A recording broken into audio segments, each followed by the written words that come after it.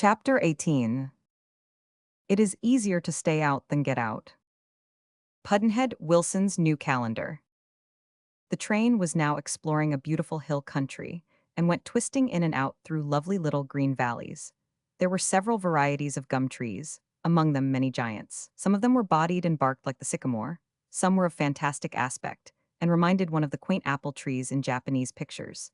And there was one peculiarly beautiful tree whose name and breed I did not know.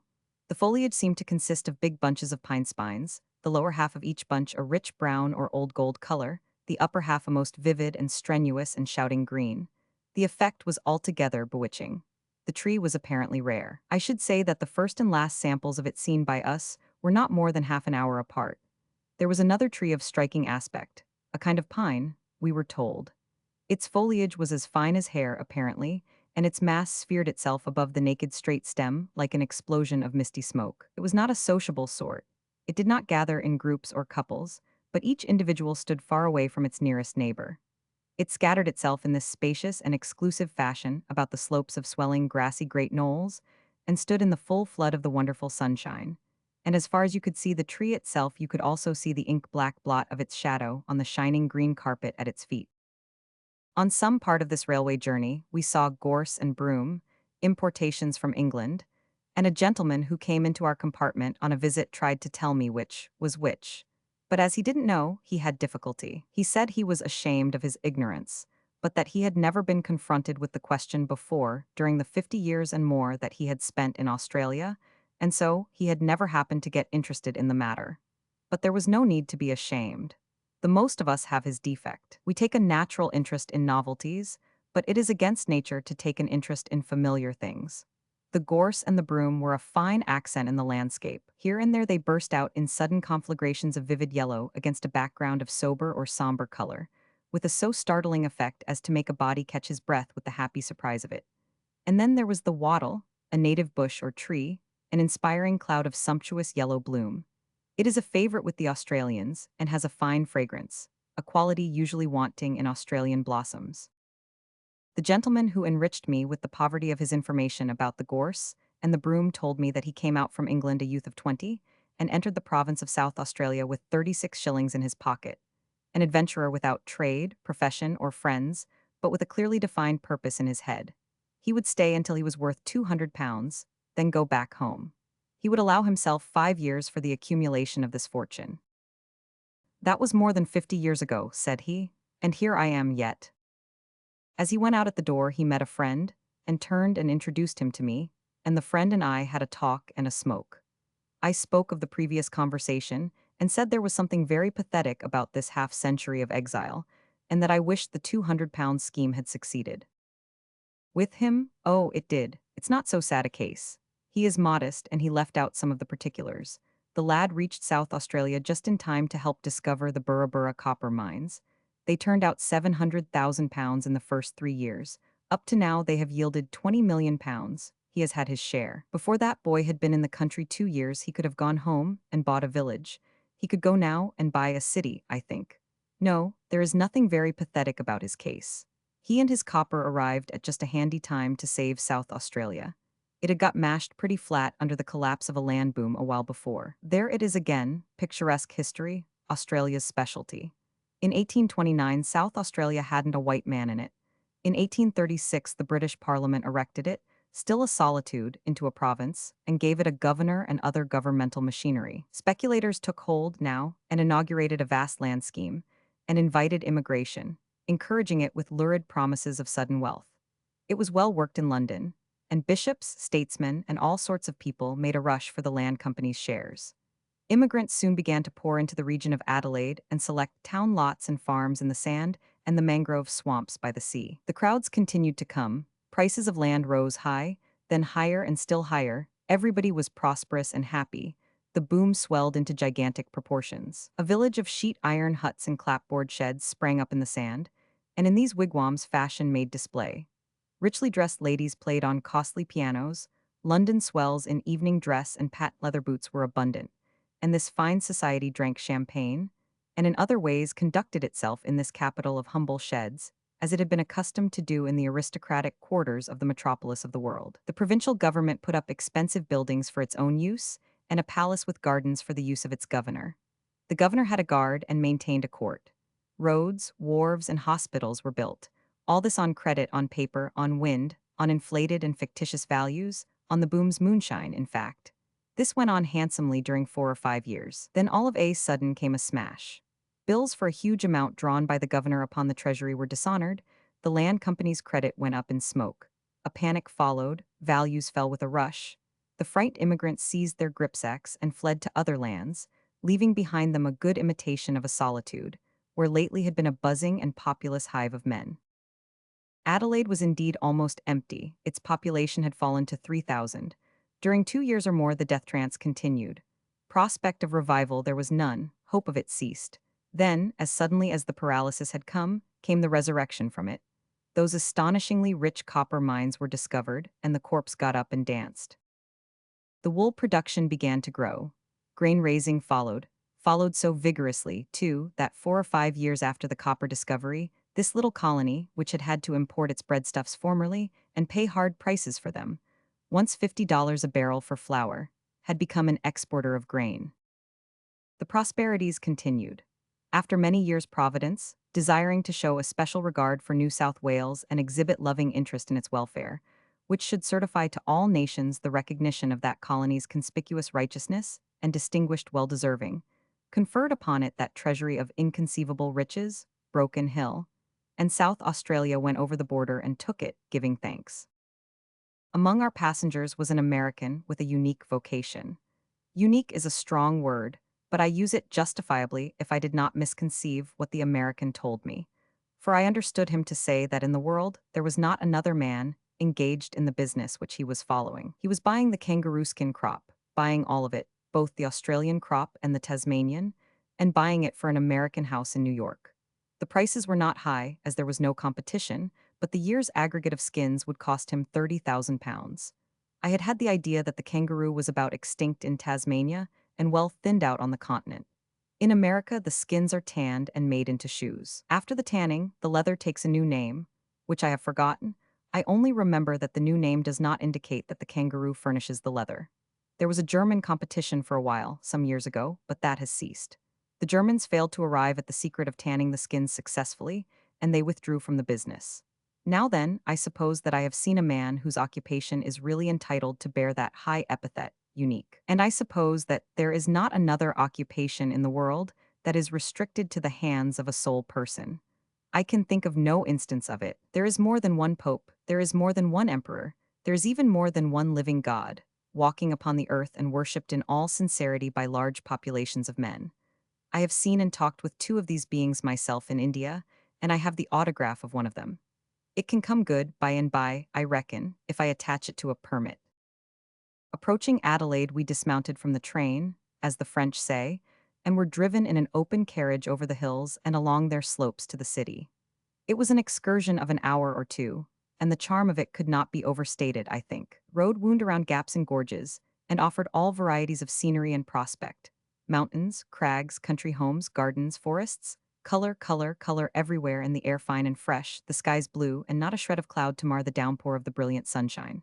And finally the mountain gateway opened, and the immense plain lay spread out below and stretching away into dim distances on every hand, soft and delicate and dainty and beautiful. On its near edge reposed the city. We descended and entered. There was nothing to remind one of the humble capital, of huts and sheds of the long-vanished day of the land boom. No, this was a modern city, with wide streets, compactly built, with fine homes everywhere, embowered in foliage and flowers, and with imposing masses of public buildings, nobly grouped and architecturally beautiful.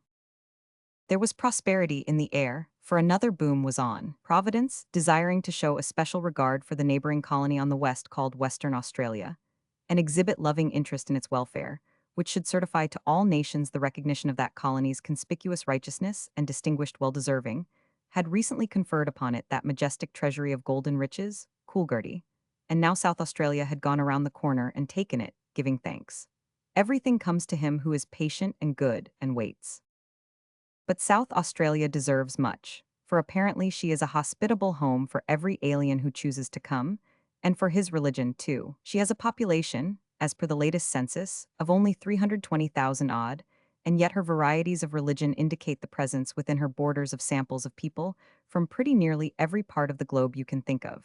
Tabulated, these varieties of religion make a remarkable show. One would have to go far to find its match. I copy here this cosmopolitan curiosity, and it comes from the published census. Church of England, 89,271. Roman Catholic, 47,179. Wesleyan, 49,159. Lutheran, 23,328. Presbyterian, 18,206. Congregationalist, 11,882. Bible Christian, 15,762. Primitive Methodist, 11,654. Baptist, 17,547. Christian Brethren, 465. Methodist New Connection, 39. Unitarian, 688. Church of Christ, 3,367. Society of Friends, 100. Salvation Army, 4,356. New Jerusalem Church, 168. Jews, 840. Protestants undefined, 5,532. Mohammedans, 299. Confucians, etc., 3,884. Other religions, 1,719. Object, 6,940. Not stated, 8,046. Total, 320,431. The item in the above list, Other Religions, includes the following as returned: agnostics, atheists, believers in Christ, Buddhists, Calvinists, Christadelphians, Christians, Christ's Chapel, Christian Israelites, Christian Socialists, Church of God, Cosmopolitans, Deists, Evangelists, Exclusive Brethren, Free Church, Free Methodists, Freethinkers, Followers of Christ, Gospel Meetings, Greek Church, Infidels, Maronites, Memnonists, Moravians, Mormons, Naturalists, Orthodox, others indefinite. Pagans, pantheists, Plymouth Brethren, rationalists, reformers, secularists, Seventh-day Adventists, Shaker, Shintoists, spiritualists, theosophists, Town City Mission, Welsh Church, Huguenot, Hussite, Zoroastrians, Zwinglian. About 64 roads to the other world. You see how healthy the religious atmosphere is. Anything can live in it. Agnostics, atheists, freethinkers, infidels, Mormons, pagans, indefinites, they are all there. And all the big sects of the world can do more than merely live in it. They can spread, flourish, prosper, all except the spiritualists and the theosophists. That is the most curious feature of this curious table. What is the matter with the specter? Why do they puff him away? He is a welcome toy everywhere else in the world. Chapter 19. Pity is for the living, envy is for the dead. Pudd'nhead Wilson's New Calendar. The successor of the sheet-iron hamlet of the mangrove marshes has that other Australian specialty, the botanical gardens. We cannot have these paradises. The best we could do would be to cover a vast acreage under glass and apply steam heat. But it would be inadequate, the lacks would still be so great. The confined sense, the sense of suffocation, the atmospheric dimness, the sweaty heat, these would all be there in place of the Australian openness to the sky, the sunshine and the breeze. Whatever will grow under glass with us will flourish rampantly out of doors in Australia.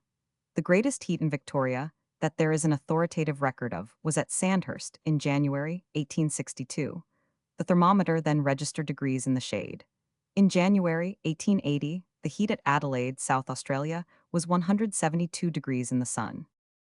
When the white man came, the continent was nearly as poor, in variety of vegetation, as the desert of Sahara.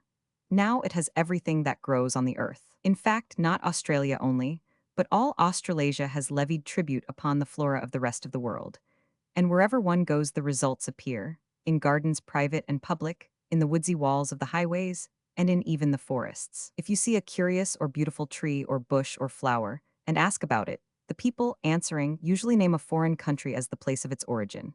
India, Africa, Japan, China, England, America, Java, Sumatra, New Guinea, Polynesia, and so on. In the zoological gardens of Adelaide, I saw the only laughing jackass that ever showed any disposition to be courteous to me. This one opened his head wide and laughed like a demon, or like a maniac who was consumed with humorous scorn over a cheap and degraded pun. It was a very human laugh. If he had been out of sight, I could have believed that the laughter came from a man. It is an odd-looking bird, with a head and beak that are much too large for its body. In time, man will exterminate the rest of the wild creatures of Australia, but this one will probably survive, for man is his friend and lets him alone. Man always has a good reason for his charities towards wild things, human or animal when he has any.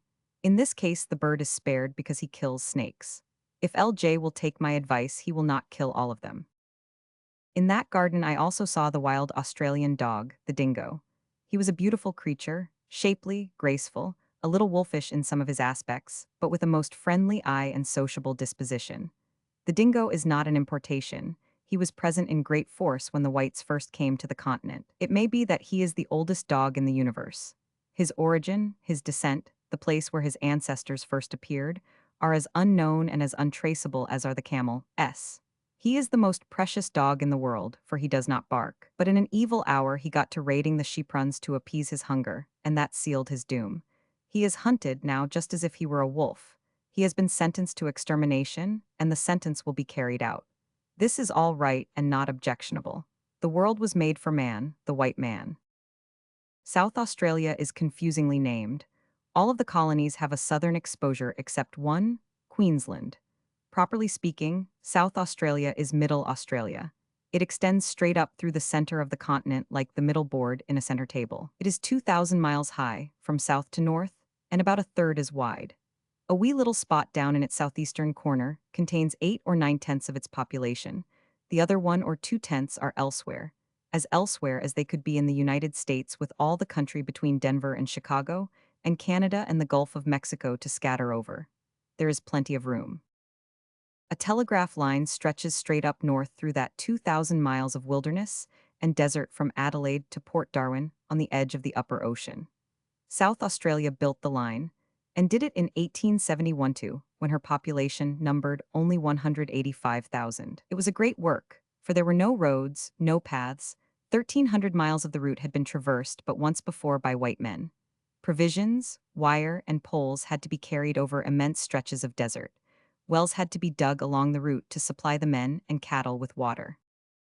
A cable had been previously laid from Port Darwin to Java and thence to India, and there was telegraphic communication with England from India.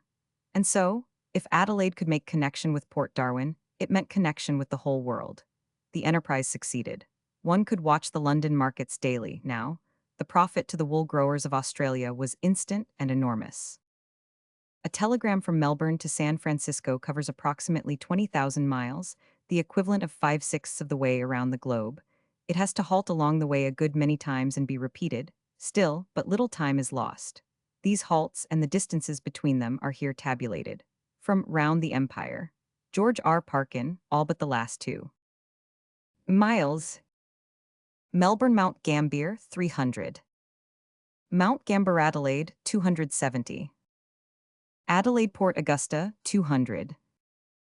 Port Augusta Alice Springs, 1,036. Alice Springs Port Darwin, 898. Port Darwin Banjoangi, 1,150. Banjoangi Batavia, 480. Batavia Singapore, 553. Singapore Penang, 399. Penang Madras, 1,280. Madras Bombay, 650. Bombay Aden, 1,662. Aden Suez, 1,346. Suez Alexandria, 224. Alexandria Malta, 828. Malta Gibraltar, 1,008. Gibraltar Falmouth, 1,061. Falmouth London, 350. London New York, 2,500. New York San Francisco, 3,500. I was in Adelaide again, some months later, and saw the multitudes gather in the neighboring city of Glenelg to commemorate the reading of the proclamation in 1836, which founded the province. If I have at any time called it a colony, I withdraw the discourtesy. It is not a colony, it is a province, and officially so. Moreover, it is the only one so named in Australasia. There was great enthusiasm. It was the province's national holiday, its 4th of July, so to speak. It is the preeminent holiday, and that is saying much in a country where they seem to have a most un-English mania for holidays. Mainly, they are working men's holidays. For in South Australia, the working man is sovereign. His vote is the desire of the politician. Indeed, it is the very breath of the politician's being. The parliament exists to deliver the will of the working man, and the government exists to execute it. The working man is a great power everywhere in Australia, but South Australia is his paradise. He has had a hard time in this world and has earned a paradise. I am glad he has found it. The holidays there are frequent enough to be bewildering to the stranger. I tried to get the hang of the system, but was not able to do it. You have seen that the province is tolerant, religious-wise. It is so politically also. One of the speakers at the commemoration banquet, the Minister of Public Works, was an American, born and reared in New England. There is nothing narrow about the province, politically, or in any other way that I know of. 64 religions and a Yankee cabinet minister. No amount of horse racing can damn this community. The mean temperature of the province is 62°. The death rate is 13 in the 1,000, about half what it is in the city of New York, I should think, and New York is a healthy city. 13 is the death rate for the average citizen of the province, but there seems to be no death rate for the old people. There were people at the commemoration banquet who could remember Cromwell. There were 6 of them. These old settlers had all been present at the original reading of the proclamation. In 1836, they showed signs of the blightings and blastings of time in their outward aspect, but they were young within, young and cheerful and ready to talk and talk all you wanted in their turn and out of it. They were down for 6 speeches and they made 42. The governor and the cabinet and the mayor were down for 42 speeches and they made 6. They have splendid grit, the old settlers, splendid staying power, but they do not hear well, and when they see the mayor going through motions which they recognize as the introducing of a speaker, they think they are the one, and they all get up together and begin to respond in the most animated way. And the more the mayor gesticulates and shouts, "Sit down, sit down," the more they take it for applause, and the more excited and reminiscent and enthusiastic they get. And next, when they see the whole house laughing and crying, 3 of them think it is about the bitter old-time hardships they are describing, and the other 3 think the laughter is caused by the jokes they have been uncorking, jokes of the vintage of 1836. And then the way they do go on. And finally, when ushers come and plead, and beg, and gently and reverently crowd them down into their seats, they say, "Oh, I'm not tired, I could bang along a week." And they sit there looking simple and childlike and gentle and proud of their oratory, and wholly unconscious of what is going on at the other end of the room. And so one of the great dignitaries gets a chance, and begins his carefully prepared speech, impressively and with solemnity. When we, now great and prosperous and powerful, bow our heads in reverent wonder in the contemplation of those sublimities of energy, of wisdom, of forethought, of up come the immortal 6 again, in a body with a joyous, "Hey, I've thought of another one," and at it they go, with might and main, hearing not a whisper of the pandemonium that salutes them, but taking all the visible violences for applause, as before, and hammering joyously away till the imploring ushers pray them into their seats again. And a pity, too, for those lovely old boys did so enjoy living their heroic youth over, in these days of their honored antiquity. And certainly the things they had to tell were usually worth the telling and the hearing. It was a stirring spectacle, stirring in more ways than one, for it was amazingly funny, and at the same time deeply pathetic. For they had seen so much, these time-worn veterans, and had suffered so much, and had built so strongly and well, and laid the foundations of their commonwealth so deep, in liberty and tolerance, and had lived to see the structure rise to such state and dignity and hear themselves so praised for their honorable work. One of these old gentlemen told me some things of interest afterward, things about the Aboriginals mainly. He thought them intelligent, remarkably so in some directions, and he said that, along with their unpleasant qualities, they had some exceedingly good ones, and he considered it a great pity that the race had died out. He instanced their invention of the boomerang and the weet-weet as evidences of their brightness. And as another evidence of it, he said he had never seen a white man who had cleverness enough to learn to do the miracles with those 2 toys that the Aboriginals achieved. He said that even the smartest whites had been obliged to confess that they could not learn the trick of the boomerang in perfection, that it had possibilities which they could not master. The white man could not control its motions, could not make it obey him, but the Aboriginal could. He told me some wonderful things, some almost incredible things, which he had seen the blacks do with the boomerang and the weet-weet. They have been confirmed to me since by other early settlers and by trustworthy books. It is contended, and may be said to be conceded, that the boomerang was known to certain savage tribes in Europe in Roman times. In support of this, Virgil and two other Roman poets are quoted. It is also contended that it was known to the ancient Egyptians. One of two things is apparent. Either someone with a boomerang arrived in Australia in the days of antiquity, before European knowledge of the thing had been lost, or the Australian Aboriginal reinvented it. It will take some time to find out which of these two propositions is the fact. But there is no hurry. Chapter 20. It is by the goodness of God that in our country we have those three unspeakably precious things: freedom of speech, freedom of conscience, and the prudence never to practice either of them. Pudd'nhead Wilson's New Calendar. From Diary. Mr. G called. I had not seen him since Nauheim, Germany, several years ago, the time that the cholera broke out at Hamburg. We talked of the people we had known there, or had casually met, and G said, "Do you remember my introducing you to an earl, the Earl of C?" "Yes, that was the last time I saw you. You and he were in a carriage just starting belated for the train, I remember it." I remember it too, because of a thing which happened then which I was not looking for. He had told me a while before about a remarkable and interesting Californian whom he had met and who was a friend of yours, and said that if he should ever meet you, he would ask you for some particulars about that Californian. The subject was not mentioned that day at Nauheim, for we were hurrying away and there was no time, but the thing that surprised me was this. When I introduced you, you said, "I am glad to meet your lordship again." The "again" was the surprise. He is a little hard of hearing and didn't catch that word, and I thought you hadn't intended that he should. As we drove off, I had only time to say, "Why, what do you know about him?" And I understood you to say, "Oh, nothing, except that he is the quickest judge of." Then we were gone, and I didn't get the rest. I wondered what it was that he was such a quick judge of.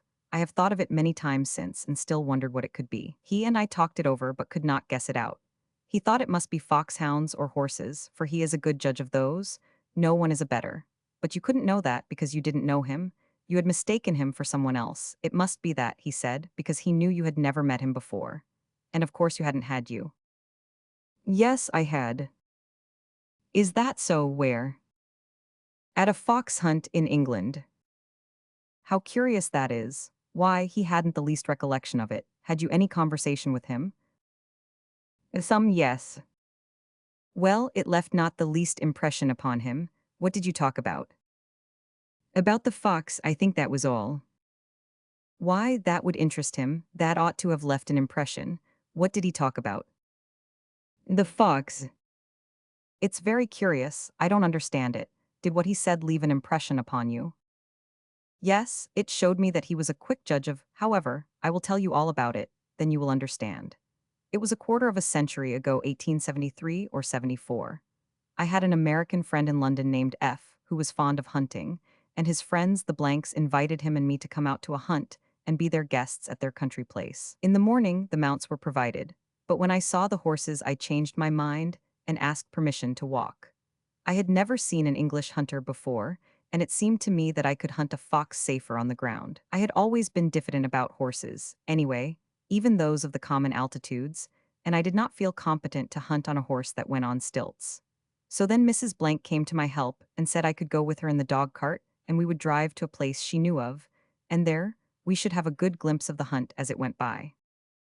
When we got to that place, I got out and went and leaned my elbows on a low stone wall, which enclosed a turfy and beautiful great field with heavy wood on all its sides except ours.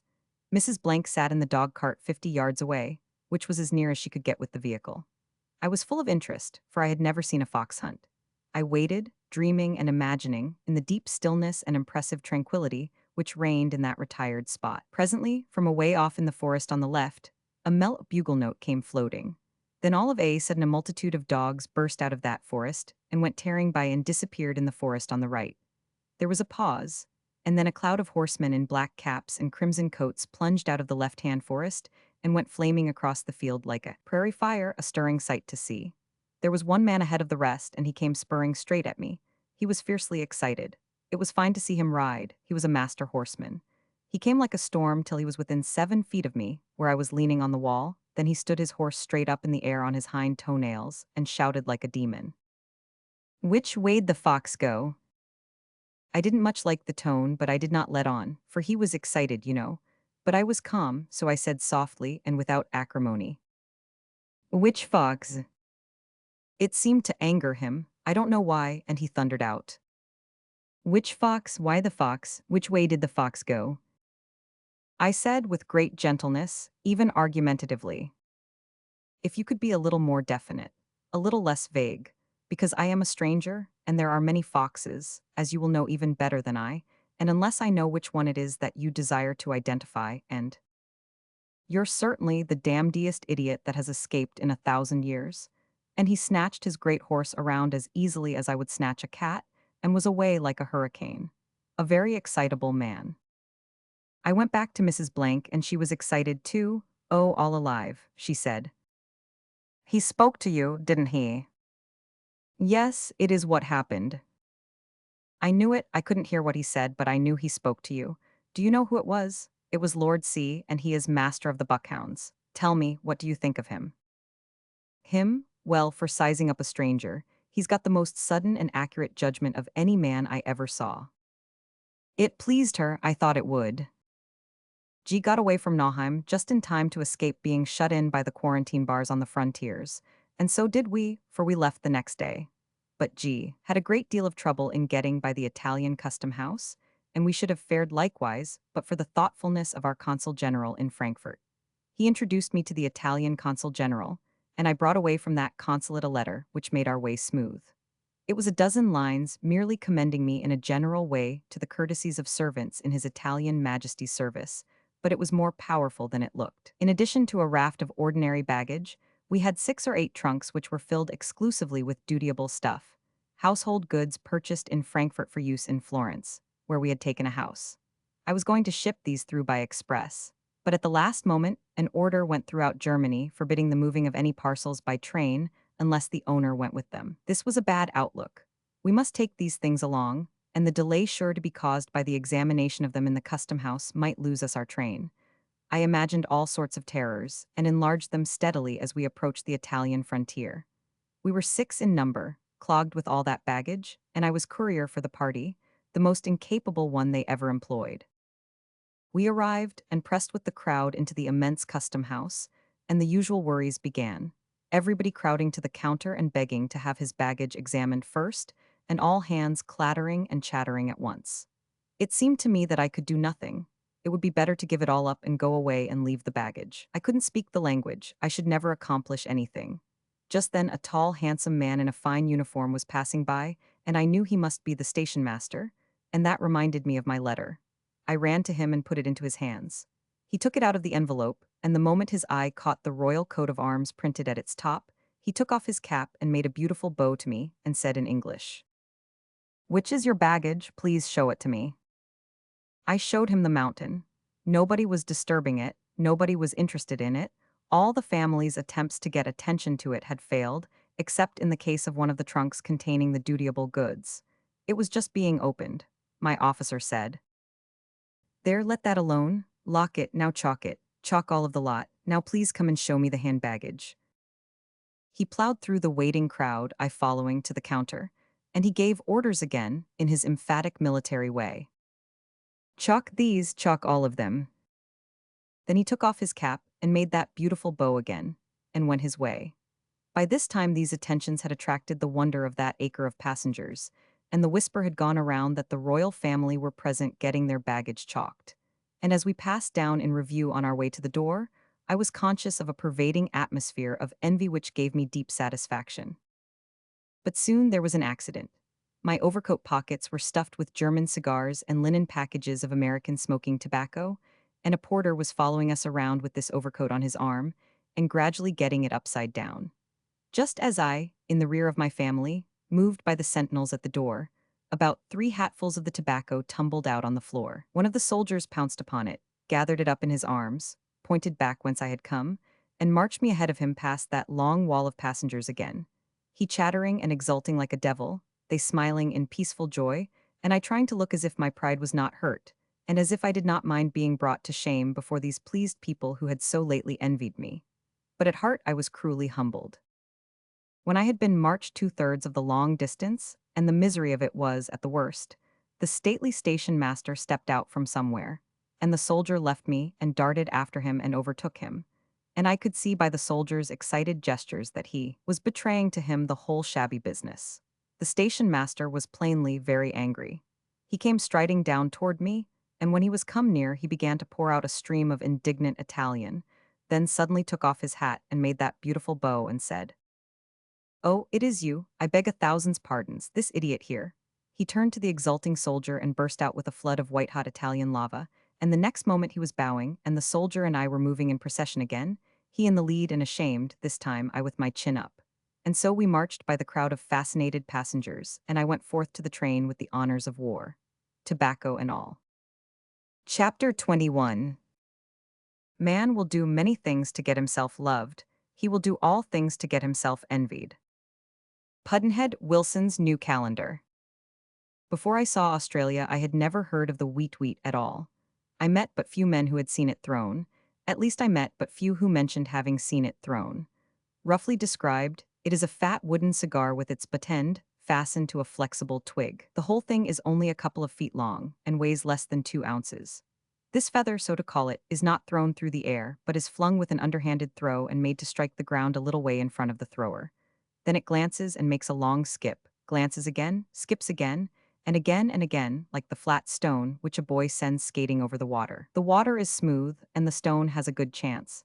So a strong man may make it travel 50 or 75 yards, but the weet-weet has no such good chance, for it strikes sand, grass, and earth in its course.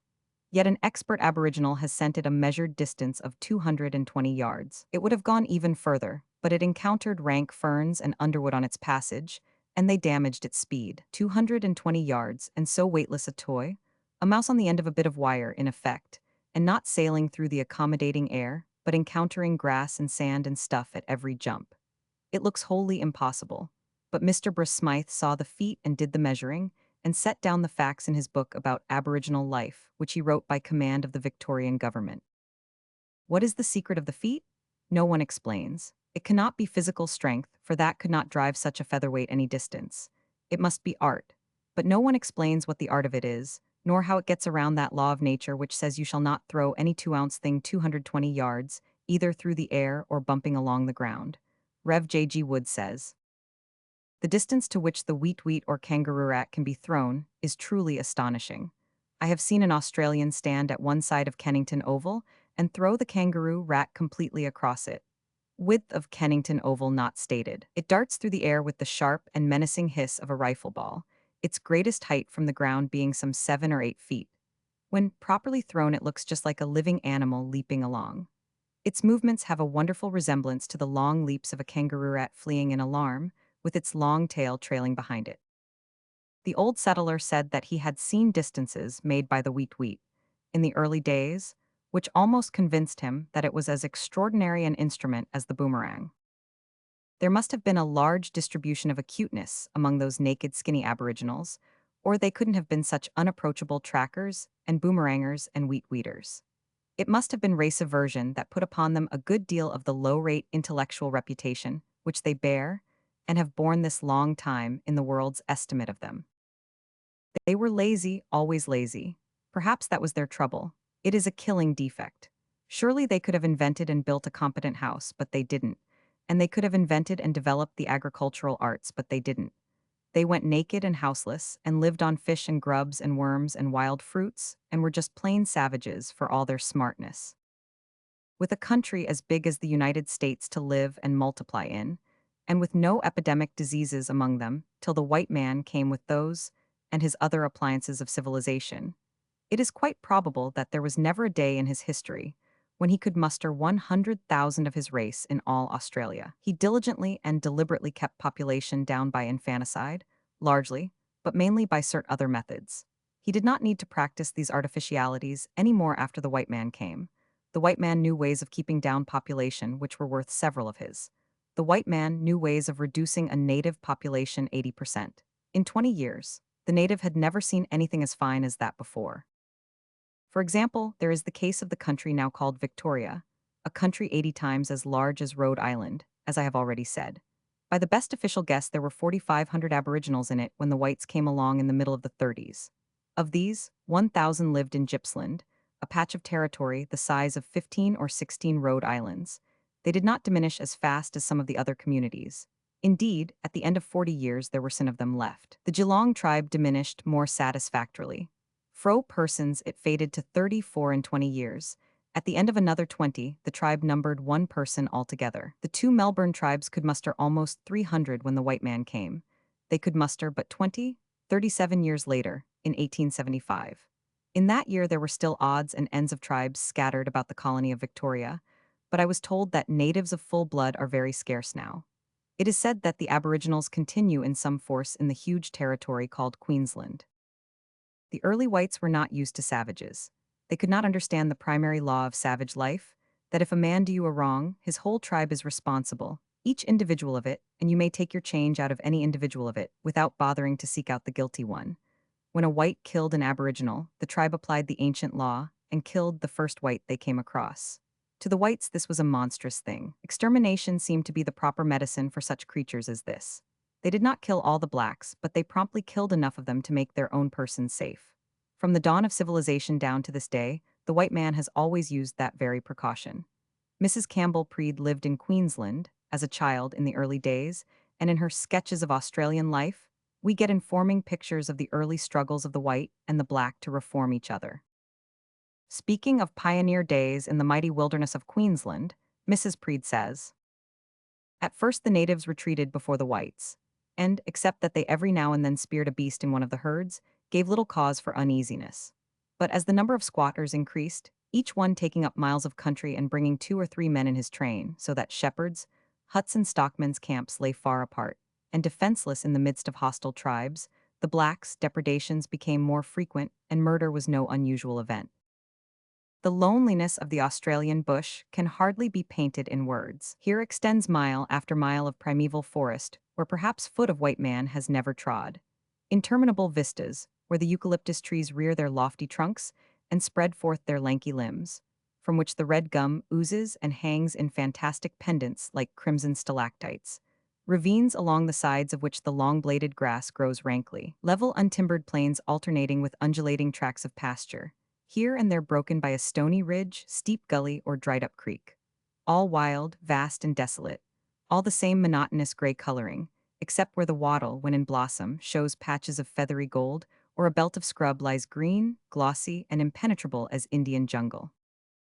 The solitude seems intensified by the strange sounds of reptiles, birds, and insects, and by the absence of larger creatures, of which in the daytime, the only audible signs are the stampede of a herd of kangaroo, or the rustle of a wallaby, or a dingo stirring the grass as it creeps to its lair. But there are the whirring of locusts, the demoniac chuckle of the laughing jackass, the screeching of cockatoos and parrots, the hissing of the frilled lizard, and the buzzing of innumerable insects hidden under the dense undergrowth. And then at night, the melancholy wailing of the curlews, the dismal howling of dingoes, the discordant croaking of tree frogs, might well shake the nerves of the solitary watcher. That is the theater for the drama. When you comprehend one or two other details, you will perceive how well suited for trouble it was, and how loudly it invited it. The cattlemen's stations were scattered over that profound wilderness miles and miles apart, at each station half a dozen persons. There was a plenty of cattle, the black natives were always ill-nourished and hungry. The land belonged to them. The whites had not bought it and couldn't buy it, for the tribes had no chiefs, nobody in authority, nobody competent to sell and convey, and the tribes themselves had no comprehension of the idea of transferable ownership of land. The ousted owners were despised by the white interlopers, and this opinion was not hidden under a bushel. More promising materials for a tragedy could not have been collated. Let Mrs. Preed speak. At Nai Station, one dark night, the unsuspecting hut-keeper, having, as he believed, secured himself against assault, was lying wrapped in his blanket sleeping profoundly. The blacks crept stealthily down the chimney and battered in his skull while he slept. One could guess the whole drama from that little text. The curtain was up. It would not fall until the mastership of one party or the other was determined, and permanently. There was treachery on both sides. The blacks killed the whites when they found them defenseless, and the whites slew the blacks in a wholesale and promiscuous fashion, which offended against my childish sense of justice.